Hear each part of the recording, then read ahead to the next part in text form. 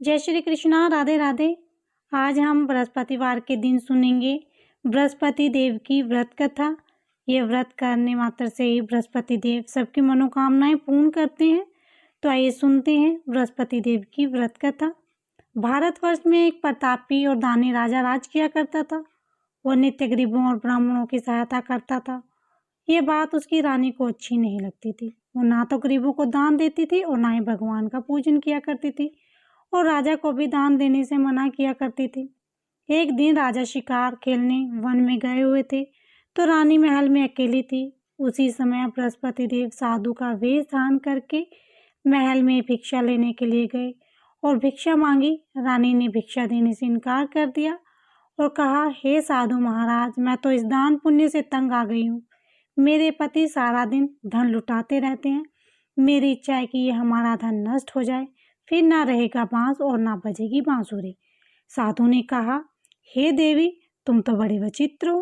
धन संतान तो सभी चाहते हैं, पुत्र और लक्ष्मी तो पापी के घर भी होनी चाहिए। यदि तुम्हारे पास अधिक धन है तो भूखों को भोजन दो, प्यासों के लिए प्याऊ बनवाओ, मुसाफिरों के लिए धर्मशाला खुलवाओ। जो निर्धन अपनी कुंवारी कन्याओं का विवाह नहीं कर सकते, उनका विवाह करा दो। ऐसे और कई काम हैं जिनके करने से तुम्हारा यश लोक परलोक में फैलेगा। परंतु रानी पर उसके उपदेश का कोई प्रभाव न पड़ा। वो बोली, महाराज, आप मुझे कुछ न समझाएं। मैं ऐसा धन नहीं चाहती जो हर जगह बांटते फिरूं। साधु ने उत्तर दिया, यदि तुम्हारी ऐसी इच्छा है तो तथास्तु। तुम ऐसा करना कि बृहस्पतिवार को पीली मिट्टी से घर को लीपना, सिर धोकर स्नान करना, भट्टी चढ़ाकर कपड़े धोना। ऐसा करने से आपका सारा धन नष्ट हो जाएगा। इतना कहकर वो साधु महाराज वहां से आलोप हो गए। साधु के अनुसार कई बातों को पूरा करते हुए रानी को केवल 3 बृहस्पतिवार बीते थे कि उसकी समस्त धन संपत्ति नष्ट हो गई। भोजन के लिए राजा का परिवार तरसने लगा। तब एक दिन राजा ने रानी से कहा कि हे रानी, तुम यहीं रुको, मैं दूसरे देश को जाता हूँ। क्योंकि यहाँ पर सभी लोग मुझे जानते हैं, इसीलिए मैं कोई छोटा कार्य नहीं कर सकता। ऐसा कहकर राजा परदेश चला गया। वहाँ वो जंगल से लकड़ियाँ काट कर लाता और शहर में बेचता। इस तरह वो अपना जीवन व्यतीत करने लगा। इधर राजा के परदेश जाते रानी और दासी दुखी रहने लगी। एक बार जब रानी और दासी को 7 दिन तक बिना भोजन के रहना पड़ा, तो रानी ने अपनी दासी से कहा, हे दासी, पास के ही नगर में मेरी बहन रहती है। वह बड़ी धनवान है। तू उसके पास जा और कुछ ले आ, ताकि थोड़ी बहुत गुजर बसर हो जाए। दासी रानी की बहन के पास गई। उस दिन गुरुवार था। रानी की बहन उस समय बृहस्पतिवार व्रत की कथा सुन रही थी। दासी ने रानी की बहन को अपनी रानी का संदेश दिया, लेकिन रानी की बड़ी बहन ने कोई उत्तर ना दिया। जब दासी को रानी की बहन से कोई उत्तर न मिला तो वो बहुत दुखी हुई और उसे क्रोध भी आया। दासी ने वापस आकर रानी को सारी बात बता दी। सुनकर रानी ने अपने भाग्य को कोसा। उधर रानी की बहन ने सोचा कि मेरी बहन की दासी आई थी, परंतु मैंने उससे कुछ ना कहा, कुछ ना बोली, इससे उसको बड़ा दुख हुआ होगा। कथा सुनकर पूजन समाप्त करके वो अपनी बहन के घर आई और कहने लगी, हे बहन, मैं बृहस्पतिवार का व्रत कर रही थी। तुम्हारी दासी मेरे घर आई थी, परंतु जब तक कथा होती है तब तक ना उठते हैं और ना ही बोलते हैं, इसीलिए मैं ना बोली। कहो दासी, क्यों आई थी? रानी कहने लगी, बहन, तुमसे क्या छिपाऊं, हमारे घर में खाने तक को अनाज नहीं था। ऐसा कहते ही रानी की आंखें भर आई। उसने दासी समेत पिछले 7 दिनों से भूखे रहने तक की बात अपनी बहन को सविस्तार पूर्वक सुना दी। रानी की बहन बोली, देखो बहन, भगवान बृहस्पति देव सबकी मनोकामनाओं को पूर्ण करते हैं। शायद तुम्हारे घर में अनाज रखा हो। पहले तो रानी को विश्वास न हुआ, पर बहन के आग्रह करने पर उसने अपनी दासी को अंदर भेजा, तो उसे सचमुच में अनाज से भरा एक घड़ा मिला। ये सब देखकर दासी को बड़ी हैरानी हुई।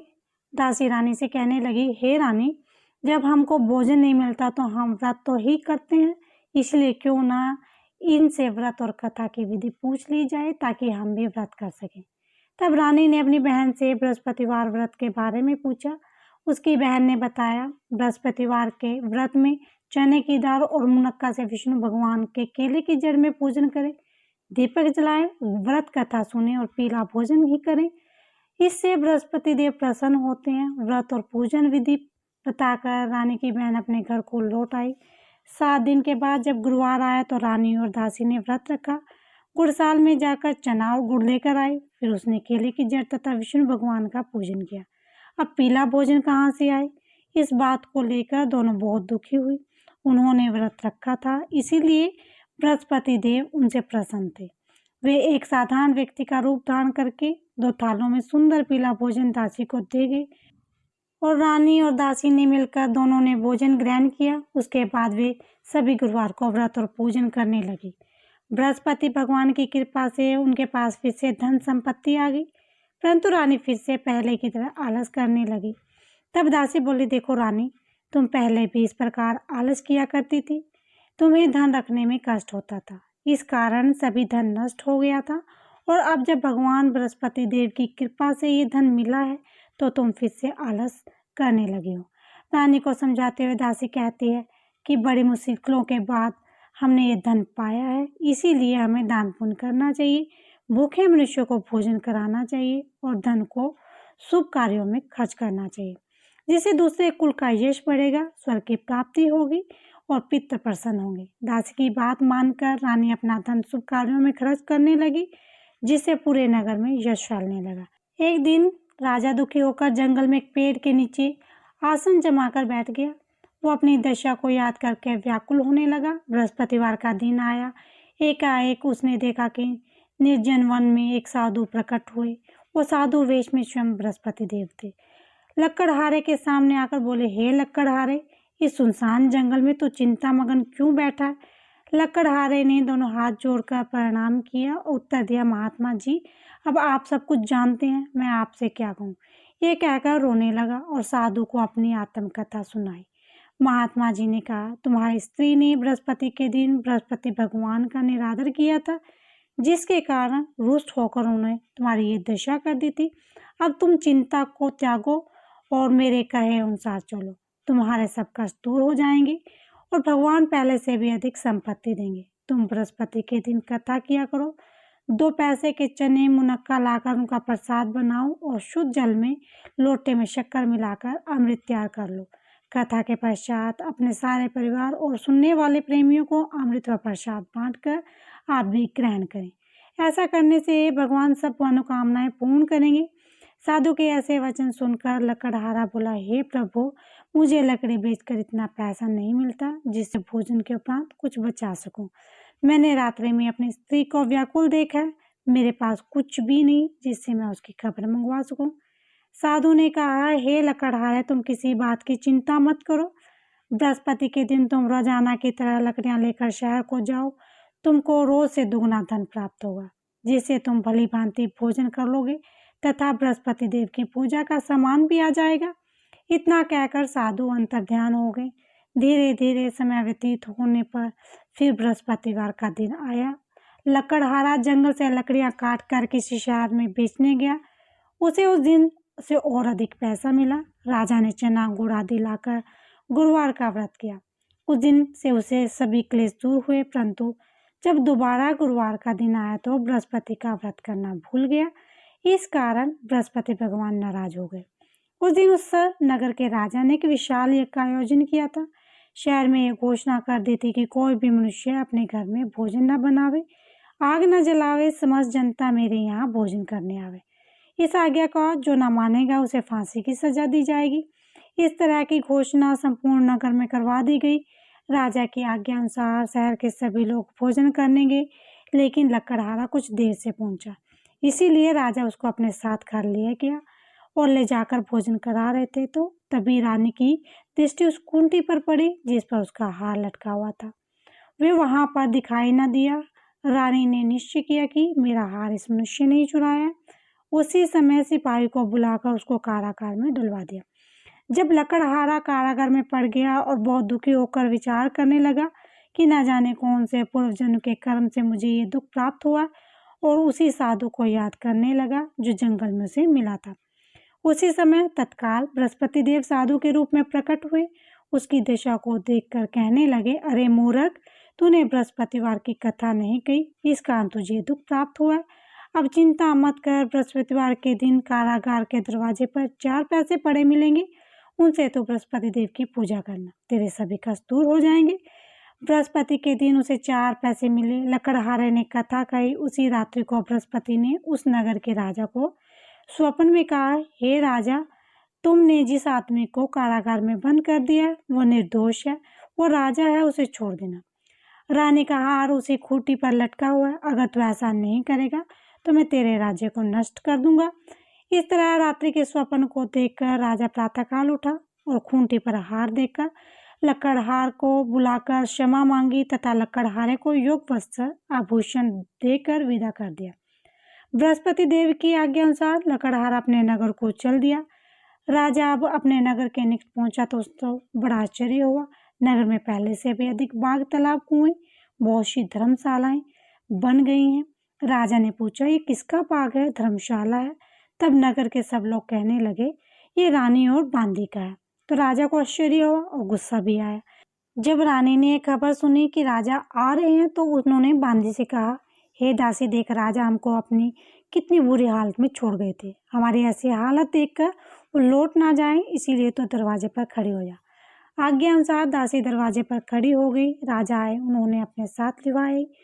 तब राजा ने क्रोध करके अपनी रानी से पूछा कि ये धन तुम्हारे पास कैसे आया? तब उन्होंने कहा, हमें ये सब धन बृहस्पति देव के व्रत के प्रभाव से प्राप्त हुआ है।